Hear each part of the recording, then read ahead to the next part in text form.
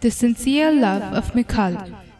Dear friends, in the previous story, we have seen David defeating the Philistine giant Goliath without any weapons, Saul, who liked David and brought him to his palace, and Jonathan, who loved him as himself, right?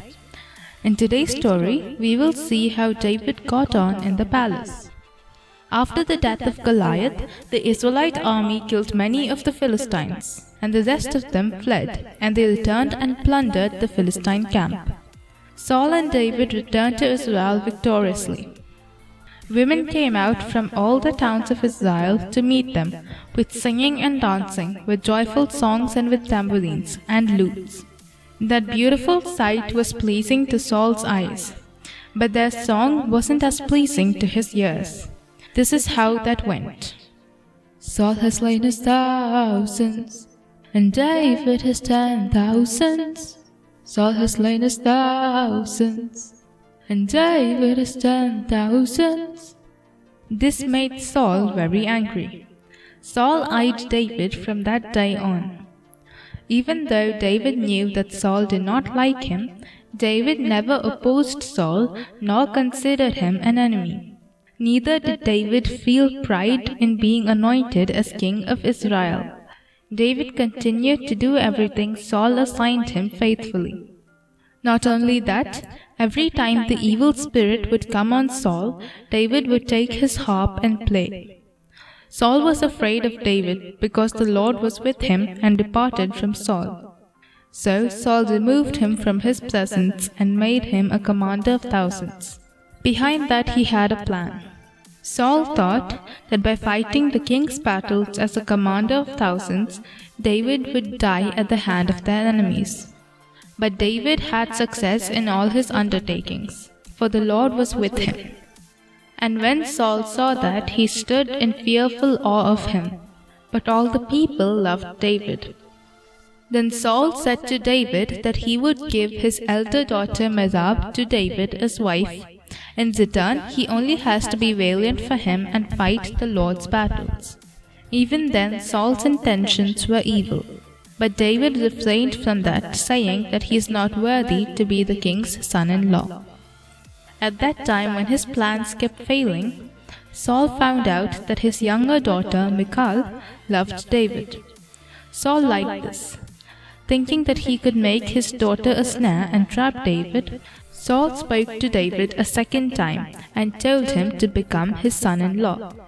This time, apart from Saul speaking to David, he ordered his attendants to speak to David privately and say, "Look, the king is pleased with you, and his attendants all like you.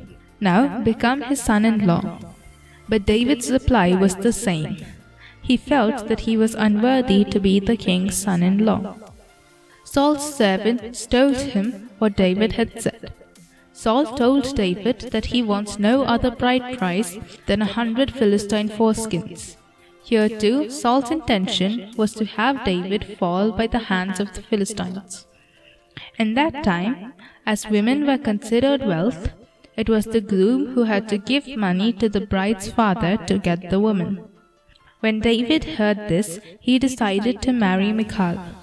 So, before the allotted time elapsed, David and his men went out and killed 200 Philistines, and he brought their foreskin and presented it to Saul.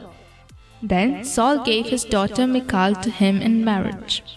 When Saul realized that the Lord was with David and that his daughter Michal loved David sincerely, Saul became still more afraid of him and remained his enemy the rest of his days.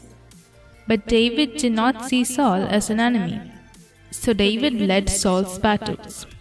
Thus he became well known. Knowing that having David killed by his enemies was impossible, Saul spoke to Jonathan his son and all his servants, and told them that they should kill David.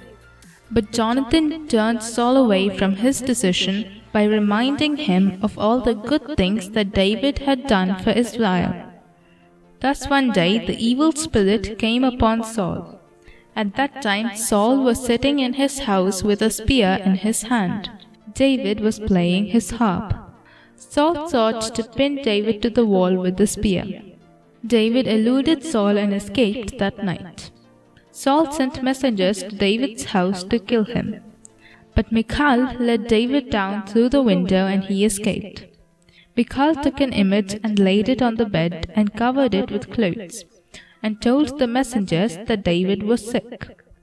Saul had decided to kill him anyhow, so he ordered to bring him up in the bed. When the messengers came in, they realized that they had been tricked. Then Saul questioned Michal. She said that David threatened to kill her, and thus she saved her own life.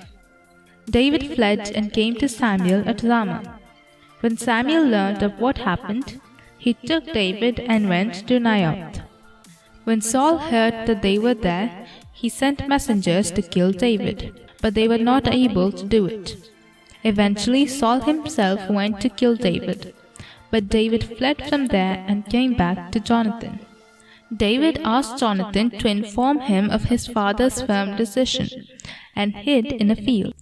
When Jonathan talked to Saul, he understood that Saul was determined to kill David. So he went and informed David where he was hiding. Jonathan, who loved him as himself, sent him away from Saul. Jonathan went back to his house. David went from there to Nob. That time the priest of Nob was Ahimelech, the great-grandson of Eli. Did Ahimelech turn out to be a protector or destroyer for David, who escaped from Saul? We'll see that in the next story. God bless you.